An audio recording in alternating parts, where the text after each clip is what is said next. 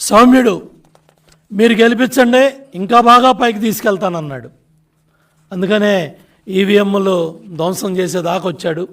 నిన్న కూడా సజ్జల రామకృష్ణారెడ్డి బుద్ధి లేకుండా బాధ్యత లేకుండా ఈవీఎంలు ధ్వంసం చేసిన వాడిని చర్యలు తీసుకోండి కేసు పెట్టండి అనకుండా ఎందుకో వీడియో బయటకు వచ్చింది ఎట్టా బయటకు కొట్టించిందని మాట్లాడుతున్నాడంటే దీన్ని బట్టి అర్థమవుతోంది ఏ విధంగా ఇటువంటి అరాచక శక్తుల్ని ప్రోత్సహించారో. ఇతను చేసిన ఏదైతే ఇవి బుక్లో ఉన్న 79 కేసుల్లో అరాచకాలు అత్యాచారాల్లో దగ్గర 51 సంఘటనలు ఎస్సీ ఎస్టీ బీసీ మైనార్టీ వర్గాల మీద జరిగినాయి. 8 హత్యలు.